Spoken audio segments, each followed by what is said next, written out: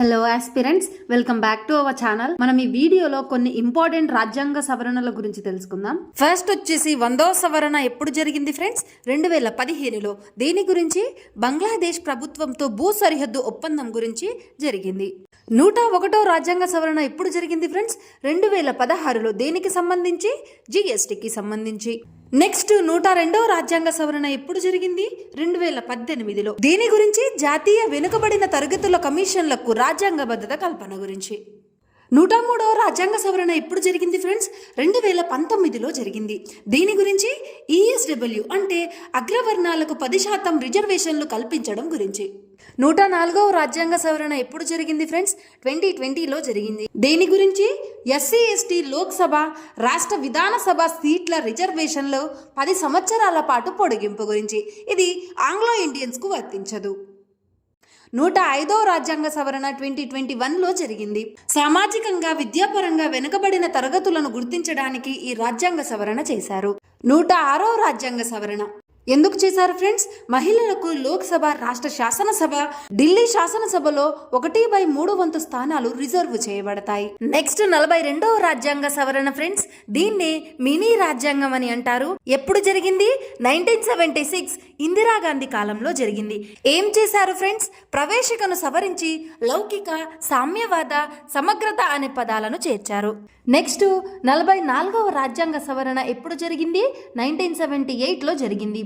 ఏం చేశారు ఫ్రెండ్స్? ఆస్తి హక్కును ప్రాథమిక హక్కుల జాబితా నుంచి తొలగించారు. నెక్స్ట్ 31వ రాజ్యాంగ సవరణ. 31వ రాజ్యాంగ సవరణ ద్వారా లోక్సభ సభ్యుల సంఖ్యను 525 నుంచి 545కు పెంచడం జరిగింది. నెక్స్ట్ 61వ రాజ్యాంగ సవరణ. ఏం చేశారు ఫ్రెండ్స్?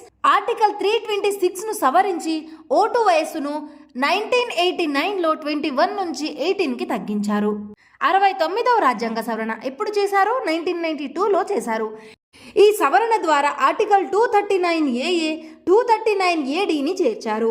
అండ్ ఢిల్లీ కేంద్రపాలిత ప్రాంతాన్ని నేషనల్ క్యాపిటల్ టెరిటరీ ఆఫ్ ఢిల్లీగా పరిగణిస్తారు. నెక్స్ట్ 73వ రాజ్యాంగ సవరణ అండ్ 74వ రాజ్యాంగ సవరణల గురించి చూడండి ఫ్రెండ్స్. ఈ రెండింటిని 1993లో చేశారు. 73వ రాజ్యాంగ సవరణ ద్వారా 1993 ఏప్రిల్ 24న పంచాయతీరాజ్ వ్యవస్థకు రాజ్యాంగబద్ధ హోదా కల్పించడం జరిగింది. 74వ రాజ్యాంగ సవరణ ద్వారా మున్సిపాలిటీలకు నగరపాల వ్యవస్థ రాజ్యాంగబద్ధ హోదా కల్పించడం జరిగింది. అయితే ఫ్రెండ్స్ 73వ రాజ్యాంగ సవరణ దేనికి సంబంధించింది? పంచాయతీరాజ్ వ్యవస్థకు. 74వ రాజ్యాంగ సవరణ మున్సిపాలిటీలకు సంబంధించింది. ఈ రెండు ఏ ఇయర్లో జరిగాయి ఫ్రెండ్స్? 1993లో జరిగాయి. 86వ రాజ్యాంగ సవరణ ఎప్పుడు జరిగింది? 2002లో. 6 నుంచి 14 సంవత్సరాల బాలలకు ఉచిత నిర్బంధ విద్య 2002లో తీసుకువచ్చారు. 91వ రాజ్యాంగ సవరణ ఎప్పుడు జరిగింది? 2003లో జరిగింది. ఏం చేశారు? కేంద్ర మంత్రి మండలి సంఖ్యను లోక్సభ మొత్తం సంఖ్యలో 15% మించరాదు. 96వ రాజ్యాంగ సవరణ ఎప్పుడు జరిగింది? 2010లో జరిగింది. ఏం చేశారు ఫ్రెండ్స్? ఒరియా భాషను ఒడియాగా మార్చారు. 21వ రాజ్యాంగ సవరణ 1967లో జరిగింది. 8వ షెడ్యూల్ను సవరించి సింధీ భాషను చేర్చారు. 71వ రాజ్యాంగ సవరణ ఎప్పుడు జరిగింది? 1992లో జరిగింది. ఏం చేశారు? కొంకణి, మణిపురి, నేపాలి భాషలను 8వ షెడ్యూల్లో చేర్చారు. 92వ రాజ్యాంగ సవరణ 2003లో జరిగింది. బోడో, డోగ్రి, మైథాలి, సంతాలి అనే 12 భాషలను చేర్చారు. సో ఇవి ఫ్రెండ్స్ ఇంపార్టెంట్ రాజ్యాంగ సవరణలు.